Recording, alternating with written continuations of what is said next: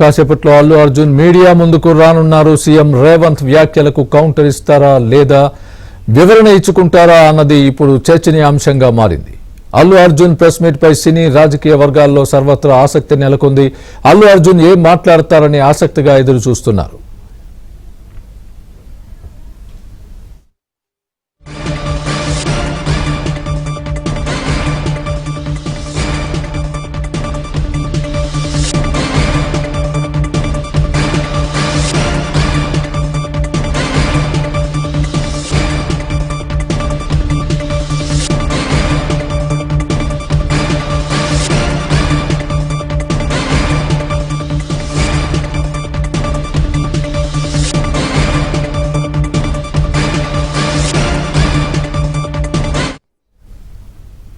కాసేపట్లో అల్లు అర్జున్ మీడియా ముందుకు రానున్నారు. సీఎం రేవంత్ వ్యాఖ్యలకు కౌంటర్ ఇస్తారా లేదా వివరణ ఇచ్చుకుంటారా అన్నది ఇప్పుడు చర్చనీయాంశంగా మారింది. అల్లు అర్జున్ ప్రెస్ మీట్ పై సినీ రాజకీయ వర్గాల్లో సర్వత్రా ఆసక్తి నెలకొంది. అల్లు అర్జున్ ఏం మాట్లాడతారని ఇప్పుడు ఆసక్తిగా ఎదురు చూస్తున్నారు. ఇదే అంశానికి సంబంధించి పూర్తి అప్డేట్ సుజన్ అందిస్తారు, మా ఫిల్మ్ కరెస్పాండెంట్. సుజన్, చెప్పండి, ఏంటి సడన్ గా రేవంత్ రెడ్డి ఈరోజు అసెంబ్లీలో చేసిన కామెంట్స్ కి అనుగుణంగానే ఈరోజు అల్లు అర్జున్ ఈ ప్రెస్ మీట్ పెడుతున్నారని భావించవచ్చా? దీనికి సంబంధించి ఎలాంటి చర్చ జరుగుతోంది సినీ ఇండస్ట్రీలో, అదేవిధంగా రాజకీయ వర్గాల్లో కూడా ఒక విధమైనటువంటి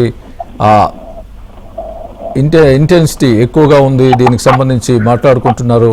కాబట్టి ఈ సందర్భంలో అల్లు అర్జున్ ప్రెస్ మీట్ ఏ విధంగా ఉండబోతోంది?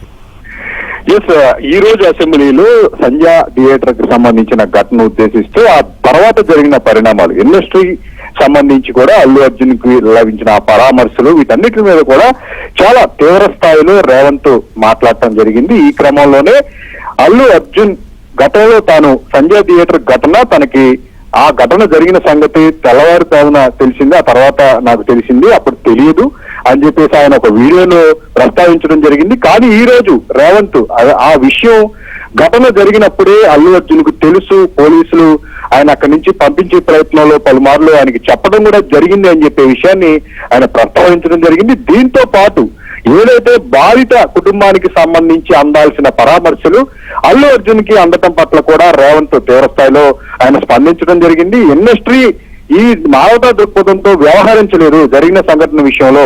ఇండస్ట్రీ మేమంతా ఒకటే, మా హీరోకి మేము పరామర్శించుకుంటాం అనే కోణంలో ఇదంతా జరిగింది. కానీ ఏదైతే బాధిత కుటుంబానికి సంబంధించి వాళ్ళు బాధలో ఉంటే ఎటువంటి సపోర్టు గానీ సంఘీభావం గానీ లభించని పరిస్థితి అనేది ఈ రోజు ఉంది అని చెప్పేసి ఆయన అసెంబ్లీలో ప్రస్తావించడం.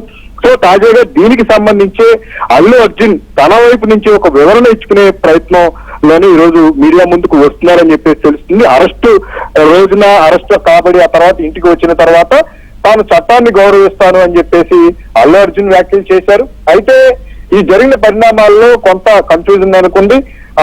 ఏదైతే తాను చెప్పినట్టుగా తెల్లవారుజామున తెలిసిందే అని చెప్పేసి చెప్పారు, కానీ అతనికి ముందే తెలుసు అనే విషయం ఈ రోజు అసెంబ్లీ సాక్షిగా బయటపడటం. మరి ఇప్పుడు దీనికి సంబంధించి బన్నీ ఏం మాట్లాడతారనేది కూడా సినీ రాజకీయ వర్గాల్లో ఆసక్తిగా మారింది. కౌంటర్ ఇస్తారా లేదంటే వివరణ ఇస్తారా అనేది చర్చకు వస్తున్నప్పటికీ కూడా ప్రధానంగా ఈ కేసుకు సంబంధించి ఆయన చట్టాన్ని గౌరవిస్తారో, జరిగిన సంఘటనలో తన వైపు నుంచి కూడా కాస్త ఉంది అని చెప్పి ఏదైతే ఇంటికి వచ్చిన రోజున బన్నీ ప్రస్తావించారు. కాబట్టి ఖచ్చితంగా ఈ రోజు ఆయన రేవంత్ వ్యాఖ్యల మీద వివరణ ఇస్తారని చెప్పేసి కూడా అందరూ ఆశిస్తున్నారు. మరికొద్ది సేపట్లోనే బన్నీకి సంబంధించిన మీడియా ప్రెస్ మీట్ అనేది మరికొద్ది 1 hour లోనే 7 గంటల సమయంలో ప్రారంభం కానుంది. Swami, right Sujan, thanks for the update. నెలకు 30,000 జీతంతో పనిచేసి ఒక ప్రైవేటు చిన్న దాంట్లో ఉద్యోగం చేసుకునే తండ్రి తన కొడుకు ఆయన అభిమానాన్ని కుటుంబము 12,000 రూపాయలు, 3,000కు ఒక టికెట్ 12,000 రూపాయలు పెట్టి సినిమా థియేటర్కి వెళ్తే థియేటర్లో చనిపోయిన 11వ రోజు వరకు వీళ్ళు ఎవరు, హీరో కానీ ప్రొడ్యూసర్ కానీ ఎవరు కానీ ఆ కుటుంబాన్ని, చనిపోయిన కుటుంబాన్ని కానీ హాస్పిటల్లో చావు బతుకుల మధ్యలో ఉన్న పిల్లవాడిని పరామర్శించడానికి కూడా పోలేదు అధ్యక్ష. ఇది ఏ రకమైన మానవత్వం అధ్యక్ష? నాకు అర్థం కాలే.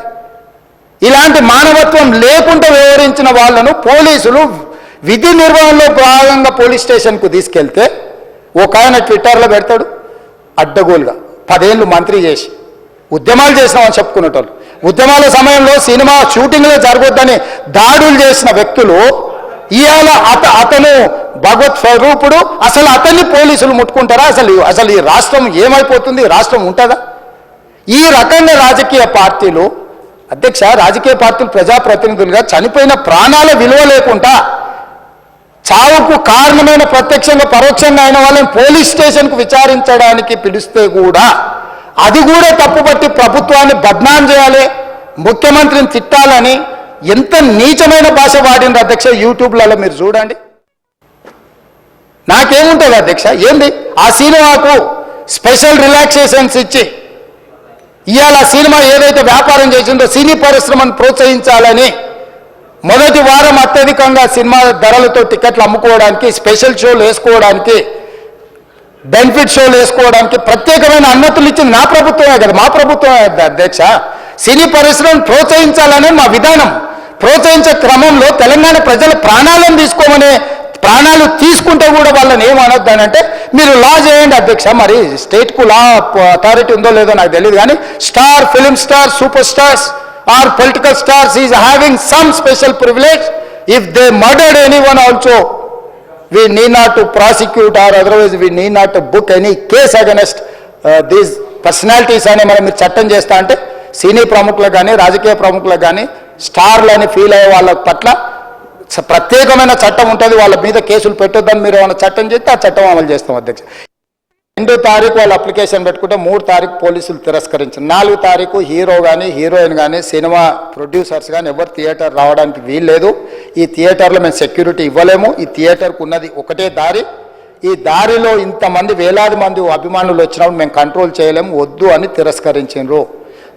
తిరస్కరించిన తర్వాత కూడా 4 తారీఖు 9:30 ప్రాంతంలో హీరో రావడం జరిగింది. రావడం కారులో వచ్చి థియేటర్లపై సినిమా తెచ్చి మళ్ళీ కారులో వెళ్ళిపోతే పెద్దగా ఇంత ఇబ్బంది జరుగుతుండేనేమో లేదో నాకు తెలియదు. కానీ ఎక్స్రోడ్ చౌరస్తా కంటే ముందు నుంచే కారులో రూఫ్ టాప్ ఓపెన్ చేసి రోడ్ షో చేసుకుంటే థియేటర్లో పోవడంతో ఆ చుట్టుముట్టుతున్న 7-8 థియేటర్లలో ఉన్న సినిమా అభిమానులు మొత్తం ఇక్కడికే రావడంతో వేలాది మంది జమైంది. ఆ గేట్ ఒక్కసారి హీరో కారు లోపలికి పంపించడానికి ఆ ఉన్న గేటు తెరవడంతో వేలాది మంది ఒక్కటేసారి ఉప్పెనలాకి వచ్చారు.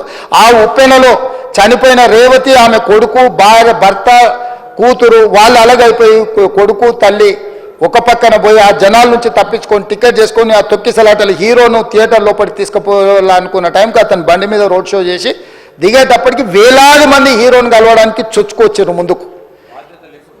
అసలు అంటే ఈ రకమైన వాతావరణంలో అతన్ని లోపలికి తీసుకువెళ్ళాల్సిన సందర్భంలో అతను ప్రైవేట్ సెక్యూరిటీ, ఇవాళ రేపు మనం ఫంక్షన్లలో బౌన్సర్లు అని మనం చూస్తూ ఉన్నాం. 50-60 మంది సరిగ్గా లెక్క తెలియదు, 50-60 అని అంటున్నారు, నెంబర్ 4 ఎక్కువ తక్కువ. ఆ బౌన్సర్లు అందరు మీదికి వచ్చే అందరు అభిమానులను విపరీతంగా అడ్డంగా ఎట్లా పడితే అట్లా తోయడంతో అటు నుంచి అభిమానులు హీరోని చూడాలి, కలవాలని ఒకవైపు నుంచి వాళ్ళని హీరో దగ్గరికే రానియొద్దని ఆయన ప్రైవేట్ సెక్యూరిటీ వెనక్కి నెట్టడం వల్ల ఈ తొక్కిసలాటలో హీరో థియేటర్కి వెళ్ళి లోపలికి వెళ్ళి చూసినాక పోలీసులు ఈ మొత్తం క్రౌడ్ని, ఈ మొత్తం అక్కడ ఉన్న జమైన జనాలను అందరిని కూడా తీస్తే ఒక తల్లి కొడుకు అక్కడ శవాలుగా పడి ఉన్నారు.